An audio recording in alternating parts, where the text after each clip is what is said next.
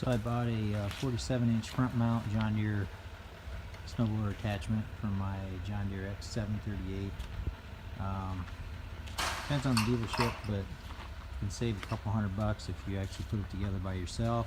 So I just took the sides off the crate here, and I'll unbolt it and get it into the garage, and we'll put it together. So we got it in the garage here. First thing I did is there's a zip tie holding these hoses in place. I cut that off, and we'll untie these hoses, get them out of the way here, and then there's another bracket up inside here that we need to get out of here, so I'll do that here quick and be right back. So I guess that bracket doesn't need to come out. The nut just came off in transit, so I'll have to get that nut back on there and get that tightened up.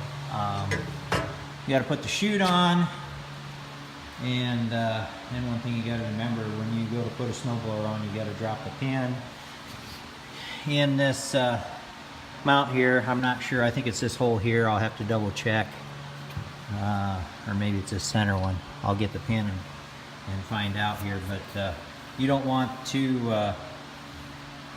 this bracket to swivel when you have the snowblower on the front. So we'll get that in place as well. Alright, so the first thing we're going to do is install the PTO shaft. You see on the shaft here that there's a hole there where the pin's going to go through. Here's a little slot here for the woodruff key that we're going to put in. So we're going to put that in there, and I'll use the hammer to get that down in there further, and get ready to install slide the PTO shaft on.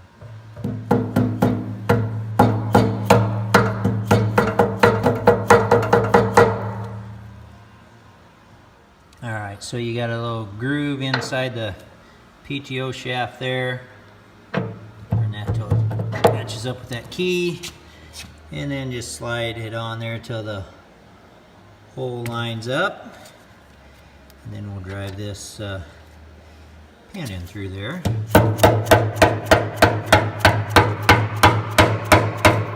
Should have a ball peen hammer. I'll get a ball peen hammer and I'll finish driving that in there, and then our PTO shaft will be attached. Pin in there, so the PTO shaft is now connected. A piece of wire here to pull through. This is just to prevent that key from falling out, coming out. So kind of pull it through there where it's even. I went too far. And then it says to make sure you twist it at least 3 times.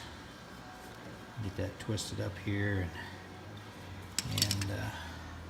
Okay, so I got it twisted up here, and I got the ends trimmed off, and I rotated the shaft around, made sure that it doesn't hit anything. Next thing we're going to do is put on the safety guard. So that actually goes inside the bracket here. Here are the bolts. You got 4 bolts and nuts that are going to go in there. I will get it mounted up loose here and show you what it looks like. Alright, so there it is. Just kind of, the bolts are loose. That's how it should look when you get it mounted in there.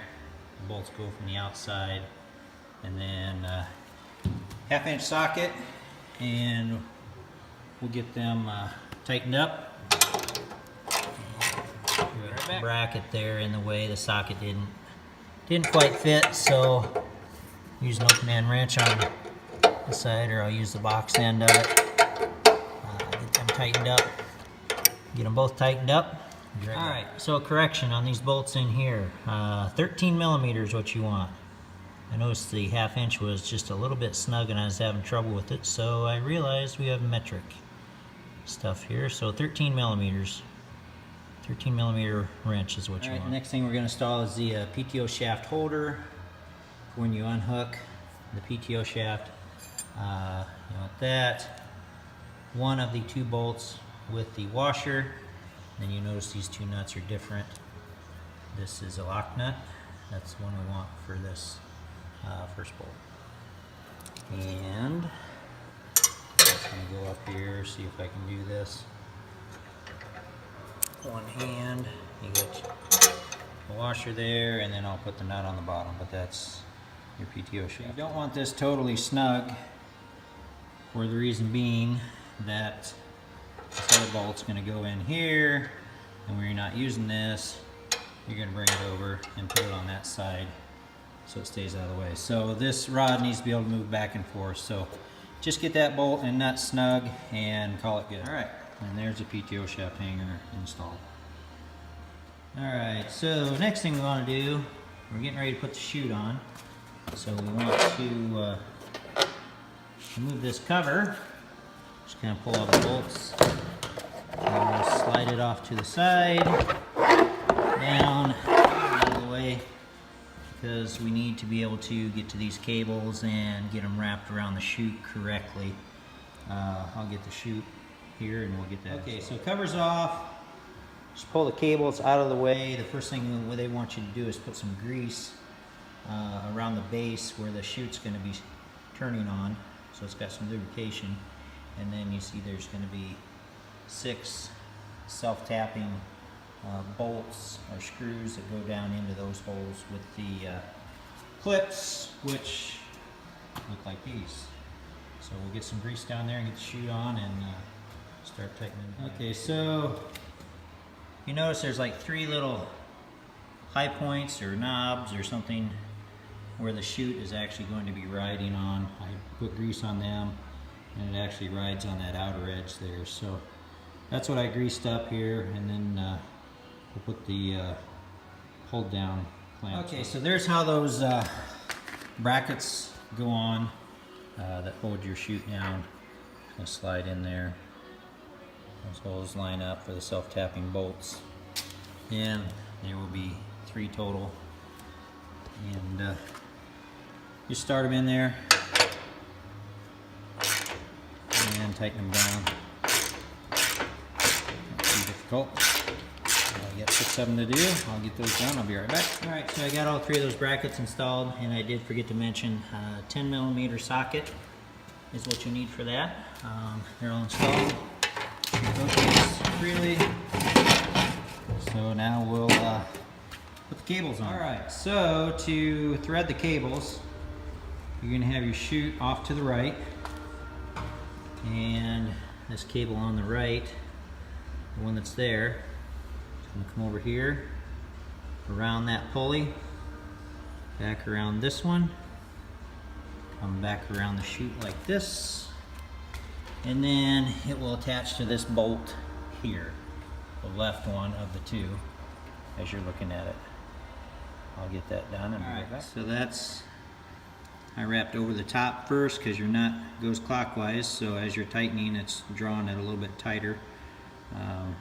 So I went over top and then back up. I used a pair of vice grips or locking pliers to hold this in and hold it upright as tight as I could while I was tightening this down. 13mm socket, and for right now I've just kind of got it tucked in there out of the way. Not sure, I may have to cut those off, but we'll get the other cable starting here. Goes around this pulley, back around over here, and then around the chute clockwise. You'll come all the way around and then hook to that other bolt right there. I'll show you this one here. I brought it around so the nut is going to go clockwise, so obviously we want to wrap the cable clockwise around the nut so it doesn't loosen it as we're tightening. Kind of snug that up, kind of like that, and then I'll tighten that nut. Pin earlier, the pin does go in this center hole here, right beside the base of this cylinder. I've got it lined up. You may need to tap it in just like that. And then we'll find a place to attach this so that pin doesn't come out. But that'll lock this from pivoting, and then because we will be disconnecting those hoses to hook up the cylinder for the chute discharge, or the chute to rotate it right and left. And believe that'll be the yellow and the gray, which should be these two. Sorry, I don't have my camera pointing in the right direction all the time. Should be the yellow and gray ones, the bottom two, that will be disconnected. Okay, so what I did with the ends of the cable, I brought this one this way and this one this way, zip tied them together. The reason why this black tape is here, I was going to cut this cable and I started to do so, but when I did, I realized that I would no longer have this end that's been kind of welded or melted together. I would have strands coming loose, so I stopped. So do not cut your cables, just zip tie them back out of your way like that. That should work. So I think we need to just put the cover on next and we should be about ready to go. Guard back on.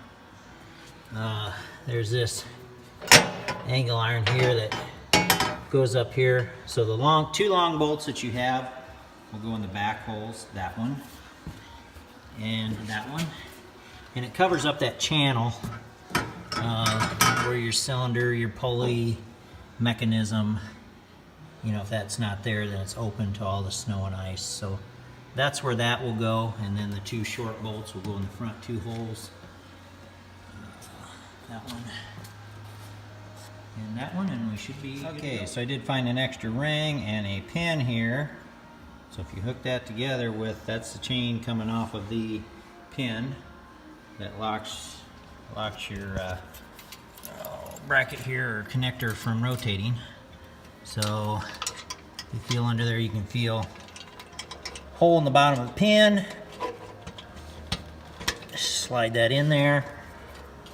I'm not real sure if that's how they meant that to be, but it works.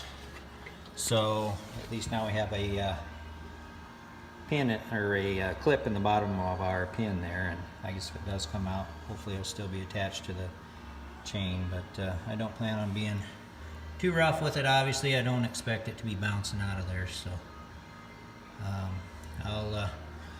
we added there's a hole here in the bracket, you know, when the hoses come out, they do include that zip tie, so I just zip tied those there. And then I've got to get the old swivel hoses out of the cradle and get the new chute hydraulic hoses in there. So I'll work on that here, and then I'll show you what it looks like.